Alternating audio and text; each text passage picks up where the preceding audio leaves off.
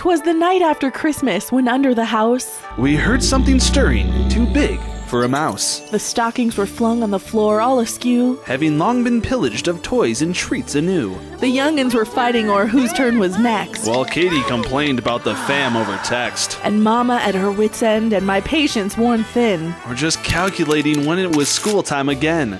When up from the basement there arose such a sound. That I went for my shotgun and loaded around. As my heart pounded loudly, I feared for the worst. Pried open the door and crept down, barrel first. The musk of damp concrete and long forgot things Gave way to a silence that made my ears ring.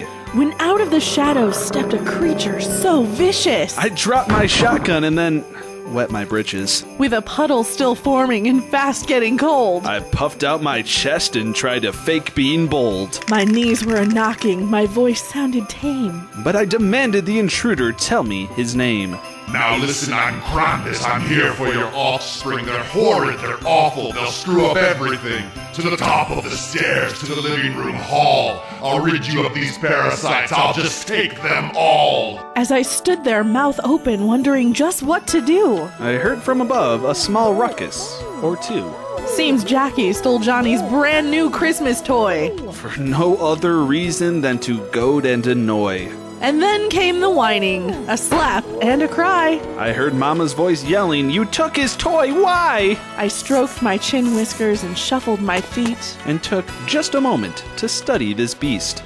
He was covered in fur from his head to his hooves. He carried big chains that clinked when he moved. A huge empty sack was next to him on the floor. And he looked like nothing I'd ever seen before. His black eyes, how creepy! His nostrils were flaring. His pointy ears twitching, his expression was glaring. His sharp, pointy teeth were dripping with drool. That gathered at his feet in a gross little pool. The horns on his head were those of a goat. And I could see tiny fleas encircling his coat. He had a broad chest and huge muscled arms. I knew if he wanted, he could do serious harm. He was towering and built right from a nightmare. And I can't remember when I've ever been so scared. All I could do was nod my spinning head. While my stomach nodded and bubbled up with pure dread. He spoke not a word, but went straight to his task. He clip-clopped up the stairs where I heard the collective gasp. The screams became muffled as he stuffed kids in his sack. Even Mama went silent, she was so taken aback.